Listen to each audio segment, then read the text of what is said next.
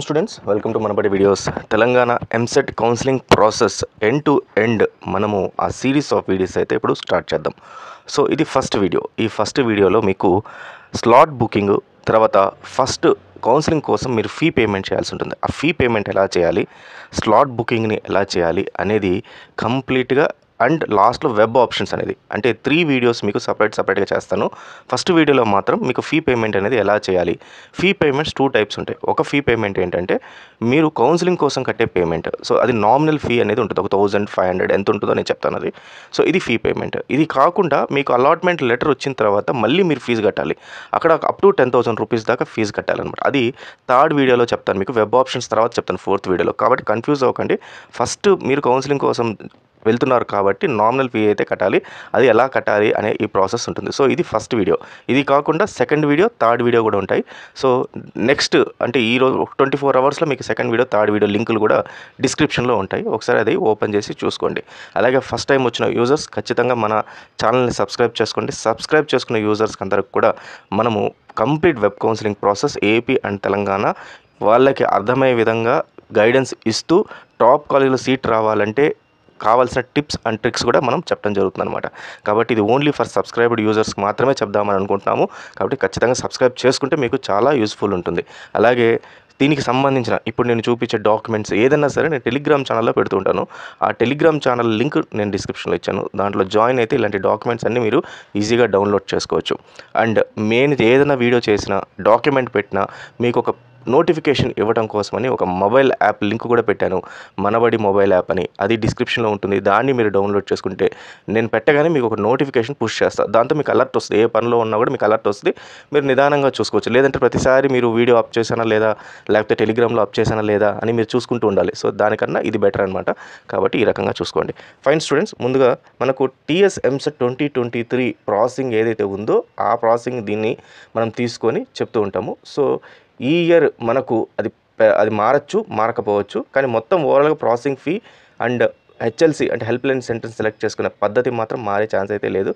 So ఈ రకంగా ఉంటుంది. ఫైన్ స్టూడెంట్స్, ముందుగా మీరు processing fee and slot booking చేసుకోవాలి. సో ఫస్ట్ ప్రాసెసింగ్ ఫీ ఇందాక చెప్పినట్టు ఎంసెట్ కౌన్సిలింగ్ కోసం అని చెప్పి ప్రాసెసింగ్ ఫీ అనేది కట్టాల్సి ఉంటుంది. ఇది కట్టిన తర్వాత మీకు హెల్ప్ లైన్ సెంటర్స్ అనేవి కనబడతాయి. ఈ help line centres list already నేను టెలిగ్రామ్ ఛానల్లో ఇచ్చాను, ఒకసారి చూసుకోండి. లేదా ఎంసెట్ వెబ్సైట్లో కూడా ఉంది, దాన్ని డౌన్లోడ్ చేసుకోండి. మీ నియర్ బై ఉన్న హెల్ప్ లైన్ సెంటర్ని చేసుకోండి.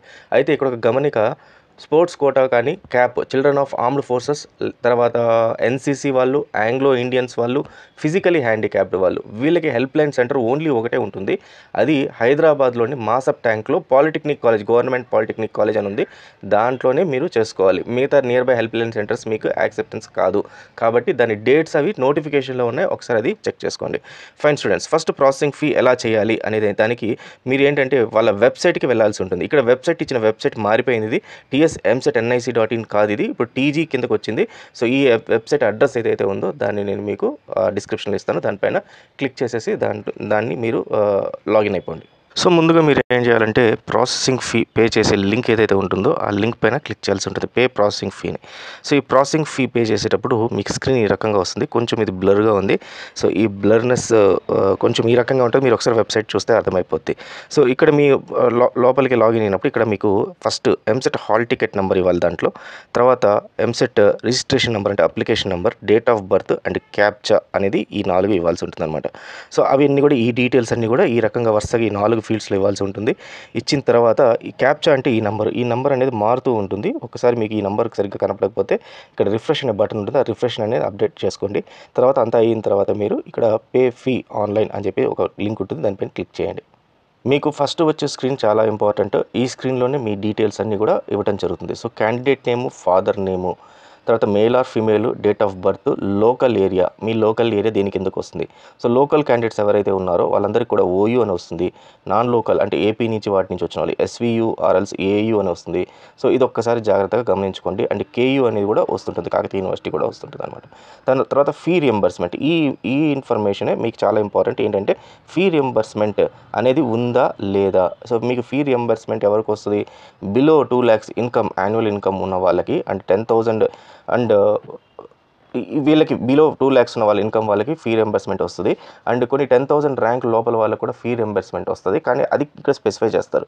సో ఎస్ ఆర్ నో అనేది మీరు క్లియర్గా ఇక్కడ స్పెసిఫై చేస్తారు. సో మనకి ఇంకా ఈ ప్రాసెస్లో లాగిన్ అయిన తర్వాత ఇక్కడ స్పెసిఫై చేస్తేనే మీకు ఫీ రింబర్స్మెంట్ అని వస్తుంది. ఇన్ కేస్ మీకు ఒకవేళ ఇన్కమ్ సర్టిఫికేట్ ఉంది 2 lakhs లోపల, కానీ ఇక్కడ ఫీ రింబర్స్మెంట్ అనేది నో కాకుండా నో అని ఉంది. దీనికి ప్రాబ్లం ఏంటంటే మీరు ఇన్కమ్ సర్టిఫికేట్ ఎంసెట్ అప్లై చేసుకునేటప్పుడు ఫర్నిష్ చేయలేదు కాబట్టి మీకు ప్రాబ్లం ఉంది. సో హెల్ప్ లైన్ సెంటర్లోకి వెళ్ళినప్పుడు మీ ఇన్కమ్ సర్టిఫికేట్ కానీ మీరు అక్కడికి తీసుకెళ్తే వాళ్ళు క్లియర్గా చూసి మీకు ఆ ఫీ రింబర్స్మెంట్ మళ్ళీ ఎలిజిబిలిటీ మార్చే అవకాశాలు ఉన్నాయన్నమాట. తర్వాత ఇవన్నీ కూడా మీ క్యాస్ట్కి సంబంధించిన డీటెయిల్స్. సో క్యాస్ట్ డీటెయిల్స్ కూడా ఒక్కసారి చెక్ చేసుకోండి. తర్వాత caste category, year of passing, మైనారిటీయా కాదా, మొత్తం డీటెయిల్స్ అన్నీ కూడా ఇక్కడ ఇవ్వడం జరుగుతుంది. అండ్ ముఖ్యంగా స్పెషల్ కేటగిరీ స్టేటస్ ఏమైనా ఉందా లేదా అని కూడా చెక్ చేస్తారు. ఇందాక చెప్పినట్టు స్పెషల్ కేటగిరీ వాళ్ళు HLC government polytechnic college మాసప్ tank హైదరాబాద్లో మాత్రమే కౌన్సిలింగ్ అటెండ్ అవ్వాల్సి వస్తుంది. కౌన్సిలింగ్ అంటే హెల్ప్ లైన్ సెంటర్ అటెండ్ అవ్వాల్సి వస్తుంది. సో వాటికి ఎన్సీసీ ఉందా లేదా, స్పోర్ట్స్ కేటగిరీ ఉందా లేదా, చిల్డ్రన్ ఆఫ్ ఆర్మ్డ్ ఫోర్సెస్ ఉందా లేదా, ఫిజికలీ హ్యాండిక్యాప్డ్ ఉందా లేదా అని వస్తుంది. సో ఉంటే మాత్రం ఎస్ అని వస్తుంది, లేదంటే ఎన్ అని వస్తుంది అనమాట. సో ఇది ఇక్కడ దాకా మీ బేసిక్ డీటెయిల్స్. సో ఇక్కడ వాళ్ళు క్లియర్గా ఇచ్చారు. ఎవరైతే ఎన్సీసీ స్పోర్ట్స్ క్యాప్ వాళ్ళు ఉన్న వాళ్ళందరూ కూడా మాసప్ ట్యాంక్ పాలిటెక్నిక్ కాలేజ్లో అటెండ్ అవ్వాలని చెప్పి అది మీకు ఆల్రెడీ నేను ఇన్ఫర్మేషన్ దీంట్లో ప్రొవైడ్ చేసిన హెచ్ఎల్సీ దీంట్లోనే ఉంది డాక్యుమెంట్లో. ఒకసారి ఆ అడ్రస్ని అయితే మీరు అక్కడ చెక్ చేసుకోవచ్చు. తర్వాత entry of caste, income certificate and EW certificate if applicable. So ఇక్కడ మనకు అక్కడ పైన మనకు ఇన్కమ్ సర్టిఫికేట్ గురించి మనకు డీటెయిల్స్ అయితే వచ్చింది. ఫీ రీయింబర్స్మెంట్ నో అని చెప్పి వచ్చింది. దీనికి ప్రధాన కారణం అందరికీ నో అనే కనబడుతుంది. సో మీరు కానీ ఎంసెట్ అప్లై చేసుకునేటప్పుడు ఎస్ఎన్ ఫీ ఇన్కమ్ సర్టిఫికేట్ ఇచ్చింటే అక్కడ ఎస్ఎన్ వస్తుంది. సో వీళ్ళు తర్వాత ఇన్కమ్ సర్టిఫికేట్ కాకుండా క్యాస్ట్ ద్వారా మీరు రిజర్వేషన్ పొందాలనుకున్న వాళ్ళు, తర్వాత ఈడబ్ల్యూఎస్ కేటగిరీలో మీరు సీట్స్ పొందాలనుకున్న వాళ్ళందరూ కూడా ఇక్కడ మీ సర్టిఫికేట్స్ అన్నింటినీ కూడా ఫిల్ చేయాల్సి ఉంటుంది. ఒకటి క్యాస్ట్ సర్టిఫికేట్, అప్లికేషన్ నంబర్, తర్వాత candidate Aadhaar number, mobile number, అలాగే ఇన్కమ్ సర్టిఫికేట్ నంబర్, ఇవన్నీ ఇవ్వాల్సి వస్తుంది అనమాట. Income certificate number and EWS certificate, application number and email ID, ఇవి ఈ 4 క్లియర్గా ఇవ్వాల్సి ఉంటుంది. సో ఈ email ID and mobile number మీరు ఇక్కడ ఏదైతే ఒకసారి ఇస్తారో అవి ఫైనల్ ఉంటాయి, దాన్ని మార్చడానికి కుదరదు. కాబట్టి జాగ్రత్తగా అవి చూసుకోండి. ఇది మాత్రం చాలామంది ప్రతిసారి తప్పు చేస్తుంటారు. మా ఈమెయిల్ ఐడి రాంగ్ ఇచ్చాను, తర్వాత ఫోన్ నెంబర్ రాంగ్ ఇచ్చాను, నాకు ఎలా. ఒక్కసారి మీరు ఇచ్చారంటే మాత్రం మళ్ళీ మీరు హెల్ప్ లైన్ సెంటర్కి వెళ్తే తప్పితే అక్కడ కూడా చేంజ్ చేసే అవకాశం ఉందో లేదో కూడా చెప్పలేము. కాబట్టి చాలా చాలా చాలా ఇంపార్టెంట్. దీన్ని మాత్రం 2 to 3 times చెక్ చేసుకొని మీ mobile number and email ID. Then ఈ caste certificate application numbers, income certificate application numbers అన్నీ కూడా మీ సేవ అప్లికేషన్ పైన మీకు రైట్ సైడ్లో రాసి ఉంటుంది. రైట్ సైడ్ ఆర్ లెఫ్ట్ సైడ్లో పైన మీకు మీ అప్లికేషన్ నంబర్ లేకపోతే ఆ సర్టిఫికేట్ నంబర్ రాసి ఉంటుంది. ఆ నంబర్ని తీసుకొని మీరు ఇక్కడ ఎంటర్ చేయాల్సి ఉంటుంది. సో ఇది క్యాస్ట్, మీకు క్యాస్ట్ ఉంటే అంటే ఓసీ వాళ్ళకైతే అవసరం లేదు, బీసీ ఎస్సీ ఎస్టీ వాళ్ళకైతే అవసరం ఉంటుంది. దెన్ ఆధార్ నంబర్ ఆల్సో చాలా ఇంపార్టెంట్. ఇంకొకటి ఆధార్ నంబర్లో ఉన్న ఆధార్ కార్డులో ఉన్న నేము, మీ 10th సర్టిఫికేట్లో ఉన్న నేము 2 ఒకేలాగా ఉండాలి. చాలామంది ఇది కూడా తప్పు చేస్తుంటారు. 10thలో వాళ్ళ ఫుల్ ఫామ్ ఉంటుంది, ఆధార్ కార్డుకి వచ్చేసరికి మళ్ళీ నేమ్ తప్పు ఉంటుంది. ఒకవేళ ఈ రకంగా తప్పు ఉంటే మీరు ఏం చేస్తారంటే 10th క్లాస్ సర్టిఫికేట్ మనం ఏం చేంజ్ చేయలేం కాబట్టి ఆధార్ కార్డుకి వెంటనే వెళ్ళి ఆధార్ కార్డులో నేమ్ చేంజ్ చేయించుకోండి. ఆ నేమ్ని వాళ్ళు చేంజ్ చేస్తారు, దానికి కావాల్సిన ప్రూఫ్స్ వాళ్ళు తీసుకుంటారు. అలాగే ఇన్కమ్ సర్టిఫికేట్ అప్లికేషన్ నెంబర్ ఇవ్వండి. ఇన్కమ్ సర్టిఫికేట్ ఎవరు ఇవ్వాలి అంటే 2 lakhs కన్నా బిలో ఇన్కమ్ ఉన్న వాళ్ళు ఎవరన్నా సరే ఇన్కమ్ సర్టిఫికేట్ ఇవ్వండి. అలాగే 8 lakhs కన్నా బిలో ఉన్న ఓసీ క్యాండిడేట్స్ మాత్రము దాన్ని ఈడబ్ల్యూఎస్ సర్టిఫికేట్ అప్లికేషన్ నెంబర్ ఇవ్వండి. దాని ఈమెయిల్ ఐడి ఇక్కడ వాళ్ళు ప్రిస్క్రైబ్ చేసినట్టు ఇవ్వండి. తర్వాత కింద ఒక డిక్లరేషన్ అండ్ ఒకటి ఉంటుంది. దీనిపైన టిక్ మార్క్ పెట్టాలి. I declare that I read the above instructions and understand the process. So better మీరు ఒకసారి మొత్తం కూడా డిక్లరేషన్ అనేది క్లియర్గా మొత్తం అన్నీ చదువుకొని ఒకసారి డిక్లరేషన్ పెట్టి ఇక్కడ సబ్మిట్ అనే బటన్ ఉంటుంది. ఈ సబ్మిట్ అనే బటన్ పైన క్లిక్ చేయాలి. సో మీరు సబ్మిట్ బటన్ క్లిక్ చేయగానే మీకు ఒక అలర్ట్ ఈ రకంగా వస్తుంది. సో ఈ అలర్ట్ కొన్నిసార్లు చాలామంది స్టూడెంట్స్ మాకు రాలేదు అని చెప్పి ఉంటారు. సో ప్రాబ్లం ఏంటంటే ఈ అలర్ట్ వచ్చినప్పుడు ఇక్కడ మీకు ఒక పాపప్ బ్లాకర్ అని చెప్పి ఒకటి కనబడుతుంది. సో ఈ పాపప్ బ్లాకర్ అనేది ఉంది అంటే దానిపైన క్లిక్ చేస్తే enable pop-ups for this website అని కనబడుతుంది. దాన్ని ఎనేబుల్ చేస్తే అప్పుడు ఈ పర్టికులర్గా పాపప్ ఏదైతే ఉందో, ఈ చిన్న స్క్రీన్ ఏదైతే ఉందో అది ఓపెన్ అవుతుంది. చాలామందికి మాకు ఇది అవ్వట్లేదు అని చెప్పి చాలామంది ఇబ్బంది పడుతున్నారు. లాస్ట్ టైం కూడా ఇలాగే జరిగింది. కాబట్టి ఒకసారి గమనించుకోండి, పాపప్ బ్లాకర్ లేకుండా చూసుకోండి. లేదా మీరు గూగుల్లో పోయి క్రోమ్లో డిజేబుల్ పాపప్ బ్లాకర్ అని కొడితే వాళ్ళు క్లియర్గా ఇచ్చేస్తుంది గూగుల్లో ప్రాసెస్ ఎలా అని. దానిలా అరంగా డిజేబుల్ చేస్తే ఈ రకంగా వస్తుంది. వన్స్ ఇది వచ్చిన తర్వాత ఓకే అని చెప్పి బటన్ కొట్టగానే మీరు పేమెంట్ ప్రాసెసింగ్ స్క్రీన్ ఏదైతే ఉందో ఈ స్క్రీన్కి వెళ్తారు. సో ఈ స్క్రీన్కి వెళ్ళిన తర్వాత ఇక్కడ మీకు మళ్ళీ డీటెయిల్స్ కనబడతాయి. మీ హాల్ టికెట్ నెంబర్, మీ ర్యాంక్ డీటెయిల్స్ కనబడతాయి. తర్వాత payment options, pay processing from online through debit card, credit card అని ఉంటుంది. సో ఇక్కడ టిక్ మార్క్ ఒకటి ఉంటుంది. సో దానిపైన క్లిక్ చేయండి. తర్వాత మీ పే ఫీ ఆన్లైన్ అని చెప్పి ఉంటుంది. ఇక్కడ దీనిపైన క్లిక్ చేయండి. ఇక్కడ మీకు డిఫరెంట్ ఆప్షన్స్ ఉంటాయి. మనకి ఇది ఒక బిల్ డెస్క్ ఆప్షన్ ఒకటి ఉంటుంది. తర్వాత గవర్నమెంట్ దీని ప్రకారం ఇంకోటి ఉంటుంది. సో మీకు ఏది ఆప్షన్ చేసినా కూడా మనకు debit card, credit card, net banking సంబంధించి ఆప్షన్స్కి అయితే వెళ్తాయి. ఇక్కడ ముఖ్యమైన విషయం ఒకటి గుర్తుపెట్టుకోండి. నేను ప్రతిసారి చాలామందికి చెప్తాను, క్రెడిట్ కార్డ్ ద్వారా పేమెంట్ చేస్తే మీకు ఒక బెనిఫిట్ అయితే ఉంది. ఒకటి ప్రాసెసింగ్ ఫీ అయితే మీకు పడుతుంది 1.5% to 2.5% క్రెడిట్ కార్డ్ ద్వారా పడుతుంది. అయితే ఇన్ కేస్ ఒకవేళ మీరు ఈ క్రెడిట్ కార్డ్ ద్వారా పే చేశారనుకోండి, ఫర్ ఎగ్జాంపుల్ మీరు ఒక 1000 రూపీస్ పే చేయాలి, లేదంటే 1500 రూపీస్ పే చేయాలి. పొరపాటున మీరు దీనికి ఇంకొక 0 ఎక్స్ట్రా యాడ్ చేసినా, లేకపోతే వాళ్ళకి పొరపాటున పేమెంట్ పోకపోయినా క్రెడిట్ కార్డ్ అయితే మనం క్యాన్సిల్ చేసుకునే అవకాశం ఉంది. క్యాన్సిల్ చేసుకుంటే ట్రాన్సాక్షన్ వచ్చి మళ్ళీ మన దాంట్లో పడిపోతుంది. కానీ నెట్ బ్యాంకింగ్ ఇట్లాంటి వాటిల్లో మాత్రము మీకు ఏంటంటే అది క్యాన్సిల్ చేసుకోవడానికి టైం పడుతుంది. వాళ్ళంతటా వాళ్ళే మనకు రిటర్న్ చేస్తే తప్పితే అమౌంట్ అనేది వెనక్కి రాదు. కాబట్టి క్రెడిట్ కార్డ్ ఎక్కువగా యూస్ చేయండి. అండ్ ముఖ్యంగా చాలా ముఖ్యంగా నేను చెప్పే ఈ ప్రాసెస్ మొత్తము కూడా మీరు ఖచ్చితంగా మీ ఓన్ ల్యాప్టాప్ కానీ, మీ ఓన్ మొబైల్లో కానీ, లేదా మీ close relations or associates or friends ఎవరైతే ఉంటారో వాళ్ళ దాంట్లో చేయండి. ఇంటర్నెట్ సెంటర్స్కి వెళ్ళి అక్కడ ఈ డీటెయిల్స్ అయితే ఎంటర్ చేయకండి. ఇది first thing. Second thing, internet centre debit card, internet centre credit card, internet centre వాళ్ళ నెట్ బ్యాంకింగ్, ఈ డీటెయిల్స్ అక్కడ ఇవ్వకండి. మీ డీటెయిల్స్ వాళ్ళకి ఇవ్వకండి. ప్రాబ్లం ఫస్ట్, ఇంటర్నెట్ సెంటర్స్ అందరూ చీట్ చేస్తారని నా ఉద్దేశం కాదు. ఇంటర్నెట్ సెంటర్స్లో చాలా ఆ సిస్టమ్స్లో వాటిల్లో ఏమవుతుందంటే చాలా బగ్స్ కానీ, లేకపోతే కొన్ని మ్యాలిషియస్ కోడ్ అనేది ఉంటాయన్నమాట. పొరపాటున ఆ మ్యాలిషియస్ కోడ్ ఏదైనా ఎంటర్ అయితే మీకు మీ దగ్గర మీరు ఏదైతే ఎంటర్ చేస్తున్నారో ఈ డీటెయిల్స్ అన్ని కూడా వాళ్ళు క్యాప్చర్ చేసేసుకుంటారు.